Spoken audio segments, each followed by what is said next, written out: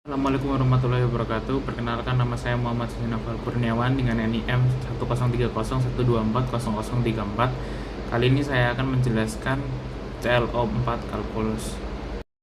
Oke, di sini untuk soal yang pertama, hitung vektor gradien dari fx, gradien fxy dari fungsi itu ya. Nah, vektor gradien di sini itu akan mendapat itu dari nilai di sini si f-nya x kuadrat min 3y kuadrat. Nah, maka di sini nomor A. Nah, vektor gradiennya ini kita akan cari yaitu si vektor gradiennya menurut x dan juga menurut y. Nah, jika di sini kita akan mendapatkan 2x yaitu terhadap x dan min 3, dan yang kedua adalah min 6y itu terhadap y. Ini kita dapat dari sini. Ini itu dari sini. Yang ini juga itu dari sini. Oke. Kita lanjut yang nomor 2. Tentukan nilai gradien f di titik P. Oke. Di sini kita dapat gradiennya tadi ya, yaitu 2x min 6y. Jika kita masukkan si P-nya, P di sini kan diketahui 1,2. Nah, kita di sini bisa menuliskan atau kita masukkan si P-nya 1,2, dia akan menjadi 2 sama min 12. Oke. Lalu soal ketiga, di sini ada hitung turunan berarah DUFP dengan vektor U adalah vektor searah dengan vektor A-nya 3,4. Oke, kita tulis dulu vektor A-nya 3,4. Oke, lalu kita cari di sini pertama adalah panjang si A. Kita akan mencari yaitu 3 kuadrat plus 4 kuadrat akan menghasilkan yaitu 5 atau akar 25 ya.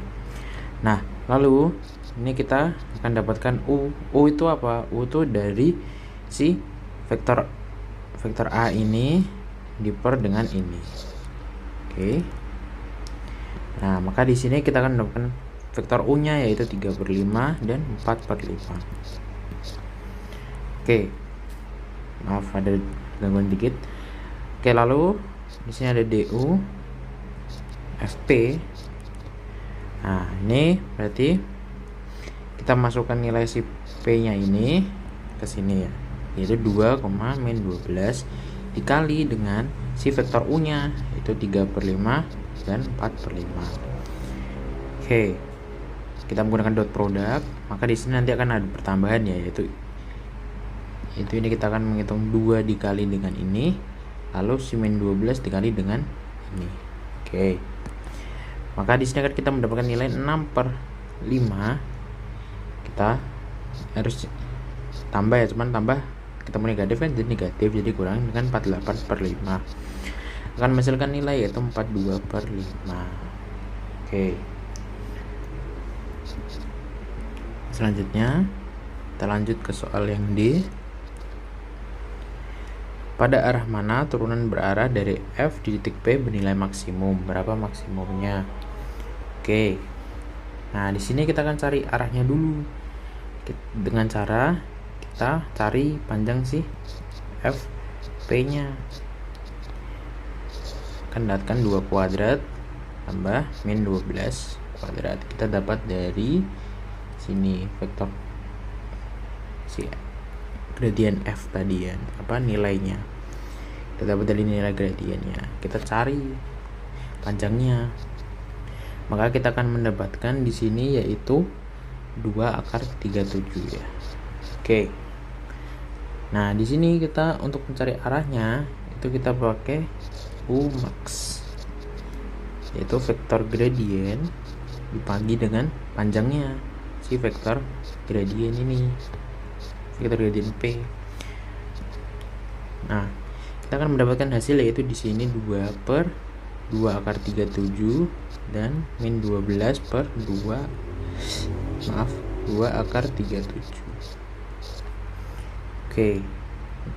Kita sederhanakan, hasilnya jadi 1 per akar 37 dan min 6 per akar 37. Oke.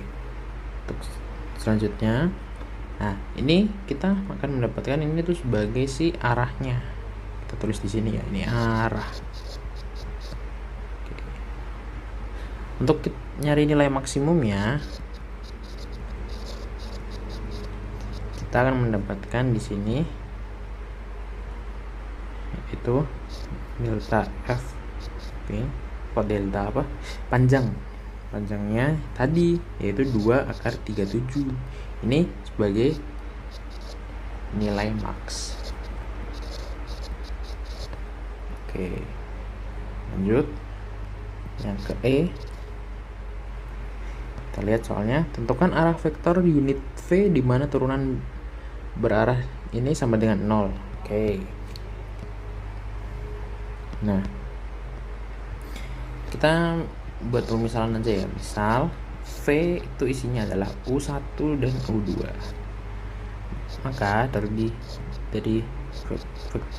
gradien si P ini kita kalikan dengan V, maka hasilnya akan 2U1 min 12U2 sama dengan 0.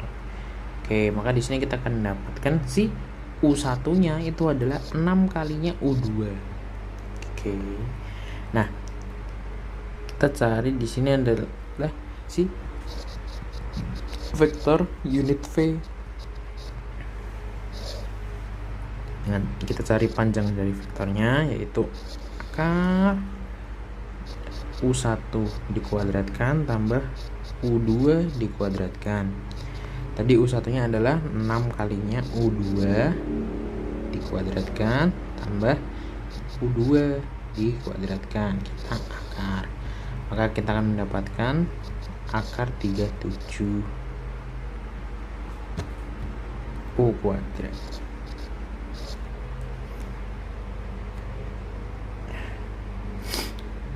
Oke. Lalu maka kita dapatkan V-nya itu adalah 6 per akar 37 dan 1 per akar 37, atau si V-nya itu min 6 per akar 37 sama min 1 per akar 37. Oke, lanjut. Nah, karena dari sini itu tidak ada perubahan atau konstan, maka dapat disimpulkan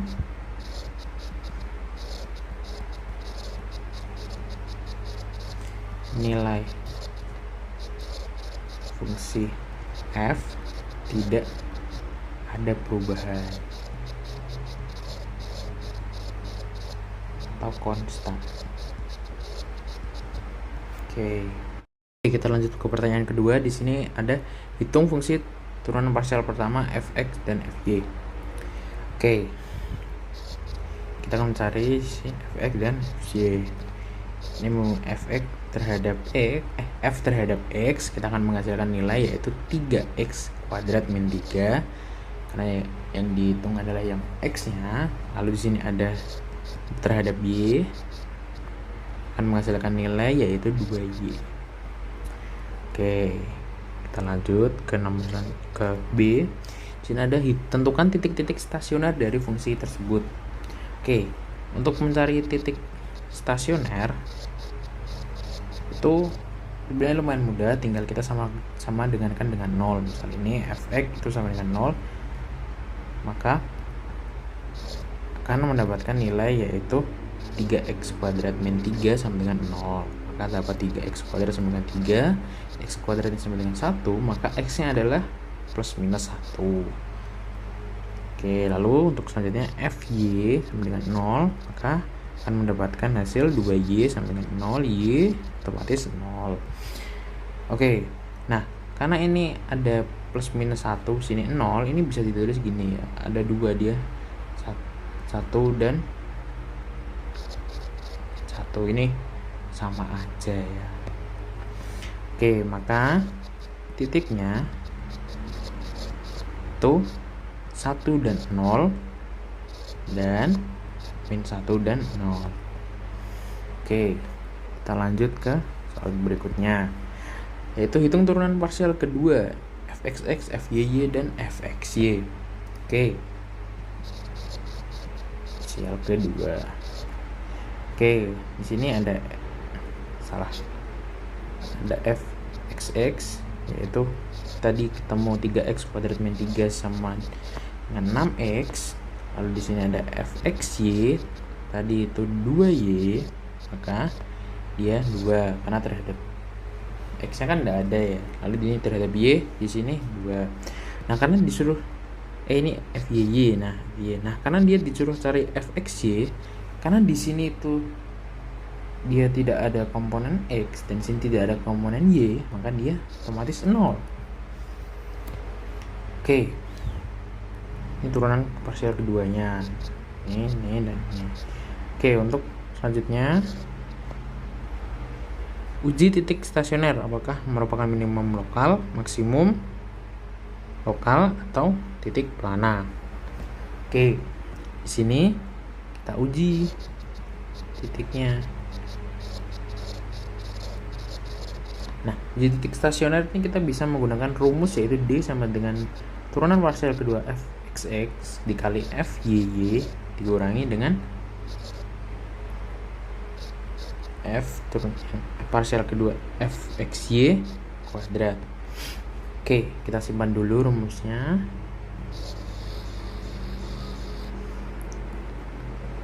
Oke. Nah, di sini pertama kita kan uji titik 10. Oke, untuk titik 10 di sini kita hitung ya, fxx 10 saya akan mendapatkan 6 karena dia 6x. Pada di sini ini 6x, maka hasilnya akan menjadi 6. Nah, atau 6 kali 1 gini 6. Nah, untuk yang kedua ada fyy 10. Karena dia di sini juga tidak mempunyai komponen x, maka dia tetap 2, tidak terpengaruh ya. Untuk fxy 10 tadi kan dia 0, maka tetap 0. Nah, kita cari d-nya. D-nya berapa? 6 kali 2 kurangi dengan 0 kuadrat, hasilnya kan 12. Dan dia lebih dari 0. Dan si fxx-nya ini lebih dari 0. Oke. Nah, untuk selanjutnya kita uji titik min 1,0 fxx min 1,0. Dia akan menghasilkan 6 kali min 1 atau min 6. Lalu fyy dia akan menghasilkan min 1,0, akan menghasilkan tetap 2, dan fxy 1,0 akan tetap 0. Lalu d-nya kita cari di sini menggunakan rumus yang tadi, maka hasilnya adalah min 6 kali 2 kurangi 0 kuadrat, hasilnya adalah min 12. Nah, ini karena ini kurang dari 0. Nah, karena D dari persamaan atau titik ini itu lebih dari 0, maka karena D lebih dari 0, maka 10 itu minimum lokal. Oke. Selanjutnya, nah, karena pada titik ini D itu min 12 atau kurang dari 0, maka titik ini itu kita bisa artikan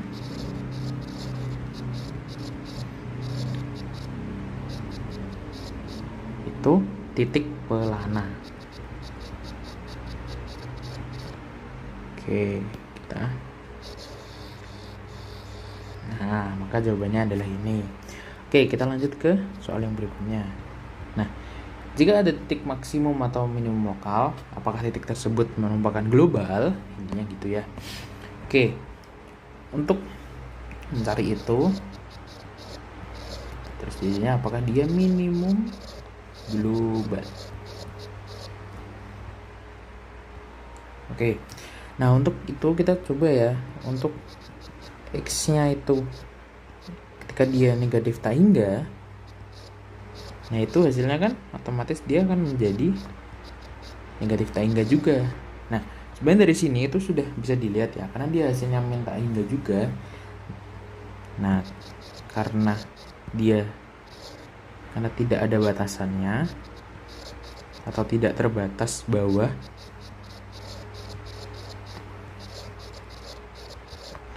maka si 10 ini itu bukan minimum. Oke. Jadi begitu jawabannya. Penjelasan dari saya, mohon maaf apabila ada kekurangan dalam hal menjelaskan ataupun penulisan. Wassalamualaikum warahmatullahi wabarakatuh.